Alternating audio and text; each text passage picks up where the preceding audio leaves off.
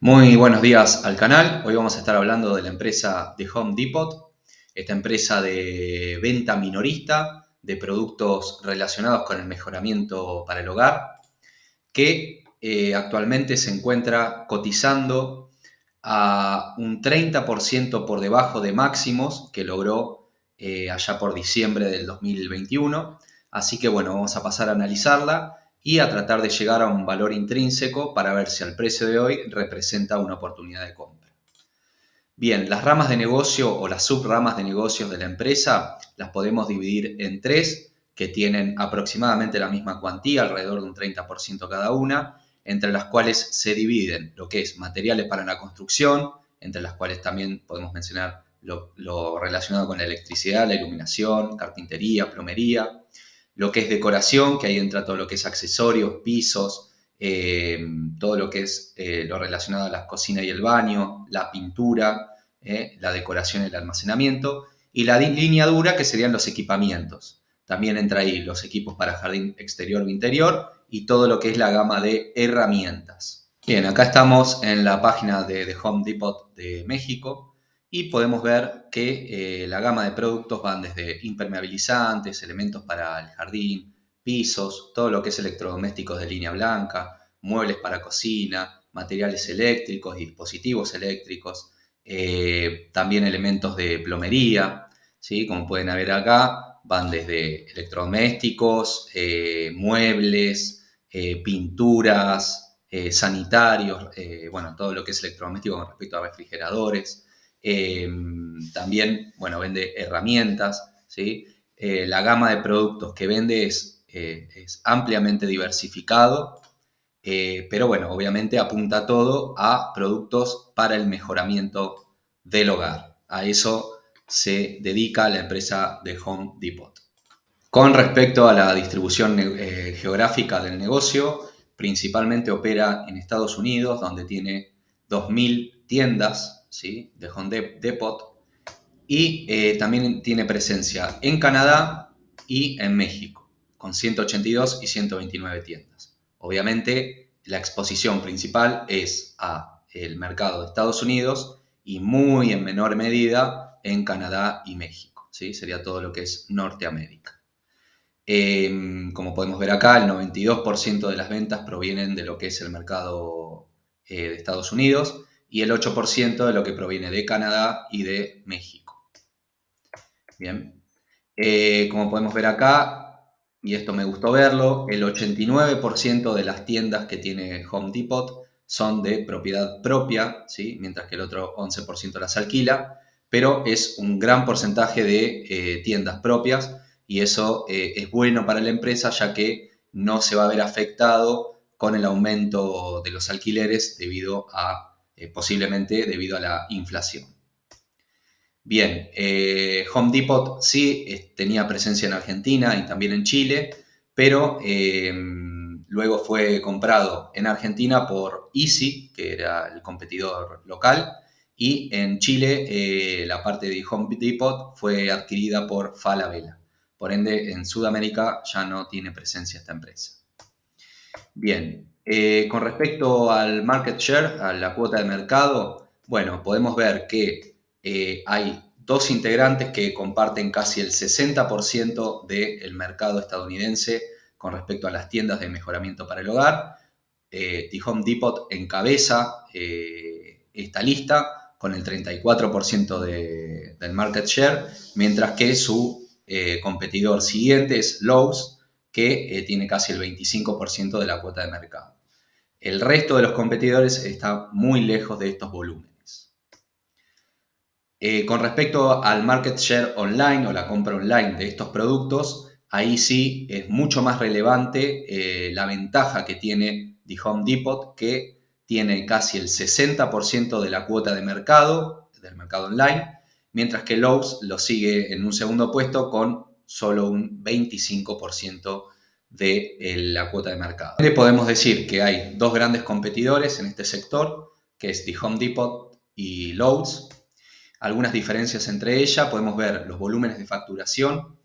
Los volúmenes facturados por The Home Depot son un 57% más grandes o mayores que lo facturado por Lowe's. Y no solo esto, sino que si vemos los márgenes operativos de The Home Depot son un 21% mayores que los márgenes operativos de Lowe's. Por ende, podemos decir que The Home Depot no solo factura más que Lowe's, sino que es mucho más eficiente como empresa para generar beneficios a partir de las ventas, ¿sí? Otra cosa a destacar, The Home Depot en el último trimestre informado informó un crecimiento anual de un 3,8%, esto es un crecimiento global, y un crecimiento comparable del 2,2%. ¿Qué son las ventas comparables? Bueno, esto es el porcentaje de crecimiento de ventas que ha tenido en aquellas tiendas que hace más de un año que están abiertas, ¿sí? Esto es muy importante analizar en este tipo de empresas, ya que la empresa puede aumentar las ventas fácilmente abriendo nuevas tiendas, ¿sí? Pero lo que hay que ver y lo que hay que tener claro es que las tiendas que ya están abiertas además sean rentables. Por eso es importante ver esto que se conoce como ventas comparables, ¿sí? Es mucho más importante las ventas comparables que las ventas globales que tiene la empresa. Bueno, entonces podemos decir que creció un 2,2%. Mientras que si vemos el último trimestre de Lowe's, vemos que tuvo un decrecimiento, ¿sí? Del 4%, o sea, un menos 4% de ventas comparables. La empresa acá le echa la culpa que, si no me equivoco, al clima, que fue una primavera más fría que lo habitual y bueno, esto llevó a una caída en los productos que se realizan al aire libre. Pero bueno, obviamente una excusa bastante poco creíble, ya que The Home Depot trabaja en el mismo mercado y creció versus Lowe's, que tuvo una caída de las ventas. Incluso si vemos el guidance de The Home Depot, esperan crecer un 3% durante el 2022, mientras que si vemos el guidance de Lowe's, esperan rondar entre un -1 y un +1%. Bueno, estas son las diferencias entre los dos grandes competidores y vemos una ventaja clara de The Home Depot con respecto a Lowe's. Como siempre han visto en videos anteriores, nos gusta buscar empresas que tengan ventaja competitiva. Bien. Y nosotros vemos en Home Depot ventaja competitiva debido a su economía de escala, ¿sí? Ustedes piensen que es el mayor vendedor minorista del sector para el mejoramiento de hogar del país. Y por lejos, ¿sí? Solo lo puede competir Lowe's, aunque tampoco llega a tener el volumen que tiene The Home Depot. Por ende, esto hace que los proveedores, ¿sí? Quienes quieren vender esos productos, los fabricantes, necesiten más a Home Depot que Home Depot a los proveedores, ¿sí? Todo proveedor, por ejemplo, el fabricante de herramientas, quiere que su herramienta esté en The Home Depot, porque The Home Depot está distribuido en todo el país y es el mayor vendedor de estos productos en ese territorio. Por ende, eso a Home Depot le da un gran poder de negociación con los proveedores, ¿sí? Y eso resulta en esa negociación, The Home Depot obtenga muy buenos precios de compra con respecto a esos productos que vende y a su vez estos precios más bajos se pueden transmitir al cliente. Y esto es lo que genera la ventaja competitiva, ¿sí? Que es muy difícil o imposible de igualar para minoristas de menor volumen, ya que no tienen ese poder de negociación con los proveedores.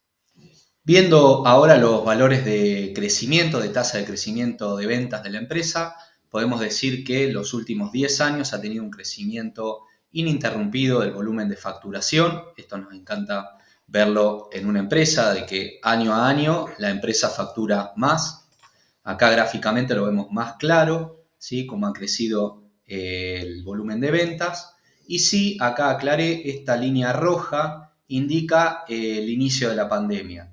Y podemos ver cómo después de la aparición de la pandemia hemos tenido una aceleración en la tasa de crecimiento del volumen de venta, ¿sí? Esto es debido a que la gente se quedó en la casa y empezó a gastar dinero, a consumir productos para mejorar el hogar. Y en esto Home Depot se vio beneficiado. Bien, podemos decir que en los últimos 10 años tuvo un 8% anual compuesto de crecimiento de las ventas, en los últimos 5 años de alrededor de un 10% y en los últimos 3 años de alrededor de un 11%. Pero esto considerando los últimos 2 años de un crecimiento a una tasa mayor que la que venía trayendo anteriormente. tenemos que tener en cuenta que del 2020 al 2021 tuvo un crecimiento de un 20% el volumen de ventas y del 21 al 22 de un 14%, que son números que escapan del crecimiento normal que traía la empresa previo a la pandemia. Entonces, lo que hacemos para tener un número más realista, por fuera de lo que fue el crecimiento de la pandemia, es tomar los años de crecimiento hasta la aparición de la pandemia del COVID-19. ¿Sí? Sería este sector del gráfico, previo a este aumento de las tasas de crecimiento. Y eso nos da un crecimiento anual compuesto de Home Depot de un 5,7%. ¿Sí? Bien, en el último trimestre informado, como a modo de repaso, la empresa creció a un 3,8% con respecto al año anterior. El guidance para el 2022 que da la empresa es de un 3% y los analistas también, los valores rondan entre un 3 y un 3,5%.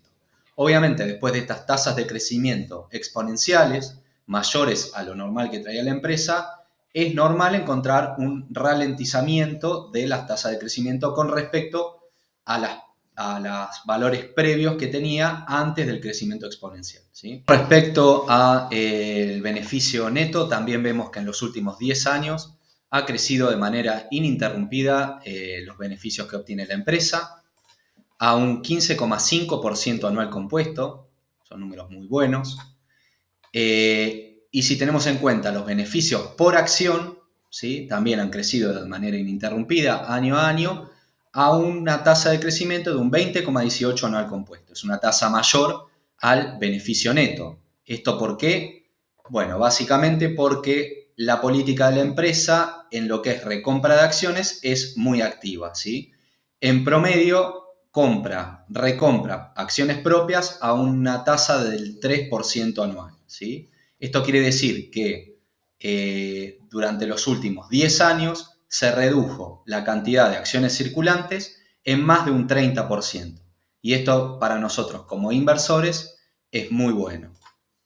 Como vemos acá en la política referida por la empresa, bueno, vemos que la entrega de valor para los accionistas es, primero, como política, la empresa reinvierte en el negocio para tratar de crecer más rápido de lo que crece el mercado.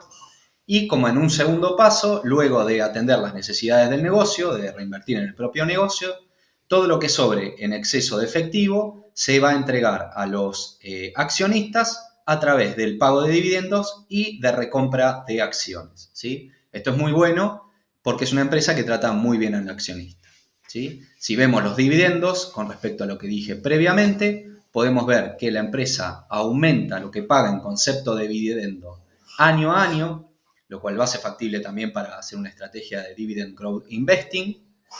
Y podemos decir que crece a una tasa en los últimos 10 años de un 20% anual compuesto, en los últimos 5 años de un 16% anual compuesto y en los últimos 3 años ha aumentado lo que paga en concepto de dividendo a una tasa de un 11% anual compuesto. Son valores muy altos y, como dije, lo hace factible para una estrategia de Dividend Growth Investing. Esta estrategia la explicamos en el video de la semana anterior en la entrega del análisis de 3M.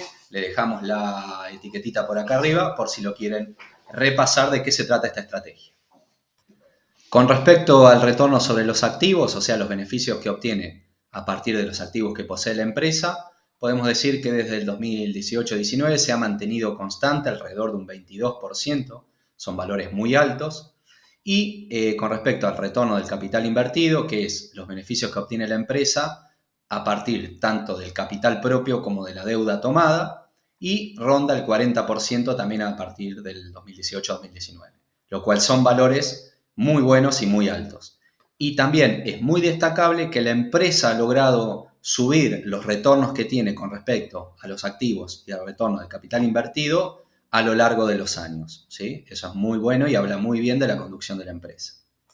Con respecto al porcentaje de ventas que la empresa transforma en flujo de caja libre, podemos ver que son muy constantes a través de los años y en promedio ronda el 9,5%, ¿sí? Lo cual son valores aceptables.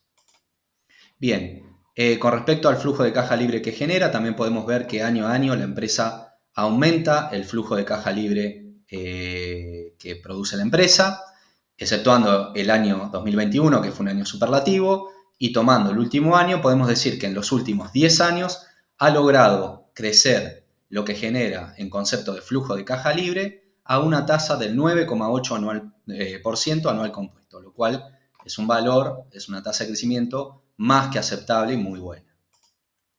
Bien, si vemos ahora lo que hace la empresa con el flujo de caja libre, que como sabemos es la verdadera fuente de valor del accionista, sabemos que el flujo de caja libre es el flujo de caja operativo menos el capital expenditure, o sea, los gastos de capital de la empresa, y eso nos da un resultado del flujo de caja libre del último trimestre informado de 3.085 millones de dólares.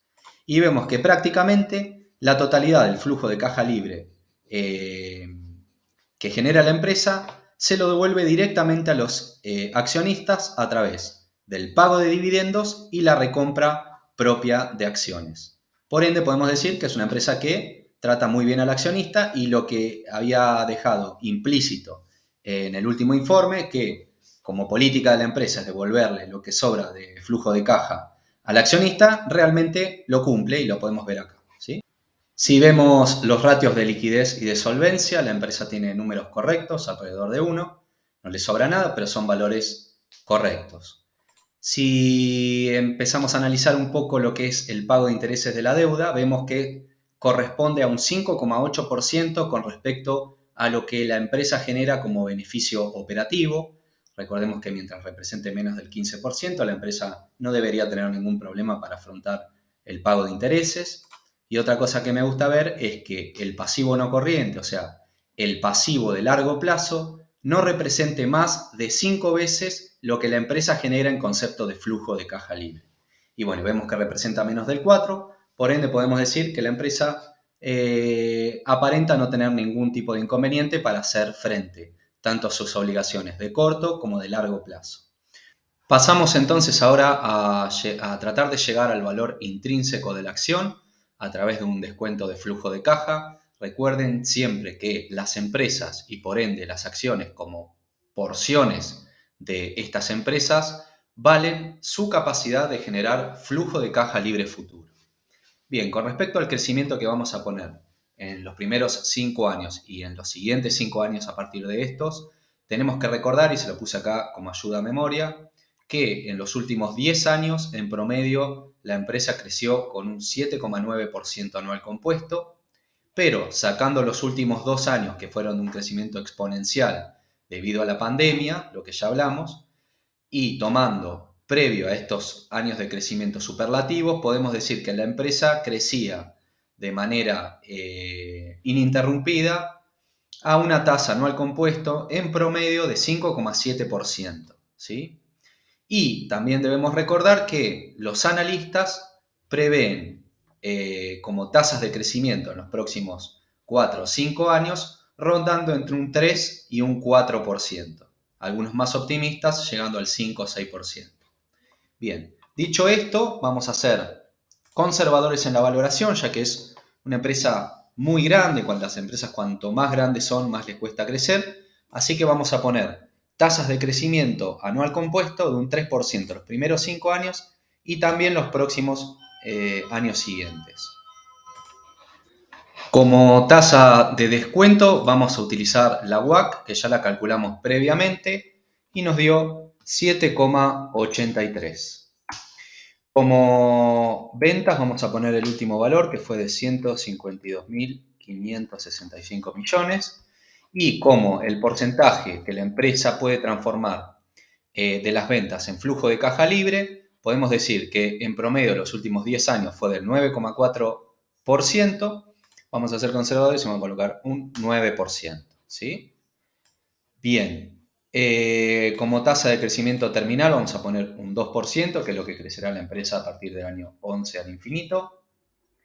Y bueno, como siempre, a ese valor calculado se le va a restar la deuda y sumar la caja. Eso nos va a dar el valor intrínseco de la empresa. Y a ese valor lo vamos a dividir por las acciones actuales circulantes que son de 1.034 millones de acciones. Eso nos da un valor intrínseco para cada acción de Home Depot de unos 207, 210 dólares. ¿Sí? Al precio que cotiza actualmente la acción de 270 dólares, podemos decir que la empresa se encuentra un 30% sobrevalorada, o sea, está cotizando por encima de su valor intrínseco. En este tipo de empresas, que son empresas muy predecibles, muy estables, que generan de manera continua flujo de caja libre, que crecen a no una velocidad demasiado acelerada, pero sí constante, no le vamos a exigir un 30% de margen de seguridad, sino que con un 15% de margen de seguridad en este tipo de empresas lo consideramos apropiado. Para lograr ese margen de seguridad, podríamos decir que el precio objetivo para empezar a armar posición según una valoración conservadora por descuento de flujo de caja serían los 175 dólares. A ese valor tendríamos un 15% de margen de seguridad. ¿Sí? Eso sería una valoración conservadora. Bien, siendo un poco más optimistas en la valoración, podríamos decir que la empresa crecerá en vez de a un 3 a un 5% y que en vez de generar un 9% de flujo de caja libre con respecto a ventas, generará el promedio histórico del 9,4%. ¿Sí? En ese caso, mejorando las pautas que ponemos para el futuro, el valor intrínseco de la acción rondaría los 262 dólares. ¿Sí? Y para esos valores, pagando 220 dólares, tendríamos ese margen del 15%. ¿Sí? Entonces, podríamos decir que bajo una visión conservadora, el precio objetivo de entrada sería 175 dólares y siendo un poco más optimistas, serían los 220 dólares. Siempre hablando de valores posibles. Nosotros acá podríamos poner que crecerá a un 10% o a un 14% como lo hizo en el último año, pero no sería algo realista y es muy poco probable que eso suceda. Igualmente, me quedo con la valoración conservadora y el valor de entrada que hablamos previamente de 175 dólares. Haciendo ahora una valoración por proyección de beneficios, podemos decir que la empresa cotiza actualmente a 270 dólares, que la tasa anual de recompra en los últimos 10 años fue de un 3,2% anual en promedio. Vamos a ponerle que la empresa siga comprando durante los siguientes 5 años un 3% de acciones propias. ¿Sí? Esto hará reducir la cantidad de acciones circulantes. El beneficio por acción actual es de 15,76 dólares. Y con respecto a los PER promedio histórico, podemos decir que en los últimos 10 años el promedio fue de un PER de 20 y el menor PER que tuvo en los últimos 10 años fue de 14. Ahora, esta empresa es muy grande y ha ralentizado la tasa de crecimiento. Por ende, algo más lógico y siendo un poco más conservadores, sería esperable que tenga un PER de 16 y como el peor pronóstico o una visión un tanto más pesimista, un PER de 14. Fíjense que si nosotros pagamos la acción de Home Depot 270 dólares, que es a lo que cotiza actualmente, y la empresa crece a un 3% anual compuesto en los próximos 5 años, tan solo tendríamos, si la empresa en 5 años está cotizando un PER de 16, un rendimiento del 3,3% anual compuesto. Por eso, esto concuerda con la idea que sacamos de la valoración por descuento de flujo de caja, de que la empresa se encuentra sobrevalorada. Ahora, si nosotros la pagáramos 175 dólares, que fue el precio objetivo de entrada que propusimos mediante el descuento de flujo de caja, fíjense que a un PER de 16 a 5 años vista, podríamos obtener un rendimiento anual compuesto del 12,7% anual compuesto. Estos son números muy buenos, siempre buscamos que sea mayor al 12,5, lo cual es mayor a su vez que el rendimiento promedio histórico de un ETF del SP500. ¿Sí? Entonces, estos valores refuerzan la idea del precio objetivo para empezar a formar posición de $175 o menos. Y para terminar, como conclusiones, podemos decir entonces que The Home Depot se presenta como una empresa excelente, ya vimos sus números. Tiene un modelo de negocios sencillo, ¿sí? Es un vendedor minorista de productos para el mejoramiento del hogar, nada más sencillo que eso. Es un negocio estable y predecible que vimos que tiene un crecimiento constante e ininterrumpido, más allá de que sea tasas bajas, pero crece año a año. Bueno, también vimos que presenta un moat muy grande, un foso muy grande, la ventaja competitiva es clara con respecto a los otros competidores del sector, incluso con su principal seguidor que es Lowe's.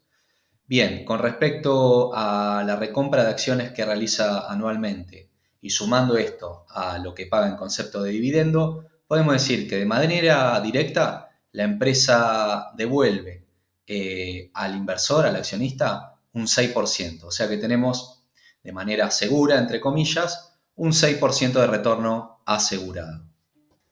Y con respecto a la valoración, podemos decir que en un panorama conservador, por descuento de flujo de caja, podemos decir que la empresa tiene un valor intrínseco de unos $210 y por ende, si le aplicamos un margen de seguridad del 15%, ya explicamos por qué, un buen precio de entrada para empezar a formar posición serían los $175 o menos. Con respecto a aplicar a un panorama más optimista, ¿sí? Especular con condiciones más optimistas dentro de lo que es posible, ¿sí? Podemos decir que el precio justo de la acción serían unos $260 y aplicándole un 15% de margen de seguridad a ese valor, un precio objetivo de entrada para empezar a formar posición serían los $220. Igualmente, nos cierra o nos convence mucho más el valor de $175. En fin, una empresa excelente que estaría muy bien tenerla en cartera, que se presenta con mucho futuro, es una empresa que va a seguir existiendo por años seguramente y con crecimiento estable, pero que a los valores de hoy se presenta sobrevalorada y hasta que no baje aproximadamente a los $180 por lo menos, me parece que estaríamos pagando de más por la acción que representa esta empresa. Por hoy nada más, espero que les haya gustado este video y si te sumo valor como inversor, suscríbete, dale like, no te cuesta nada, a nosotros nos suma mucho y nos da mucha fuerza para seguir con este proyecto. Y si te interesa nuestro asesoramiento, te invitamos a sumarte como cliente. No tiene ningún cargo adicional. Trabajamos con los mejores brokers del país. Si te interesa, comunícate a nuestro correo asesoresrgg@gmail.com o mandanos un WhatsApp al teléfono que figura en pantalla.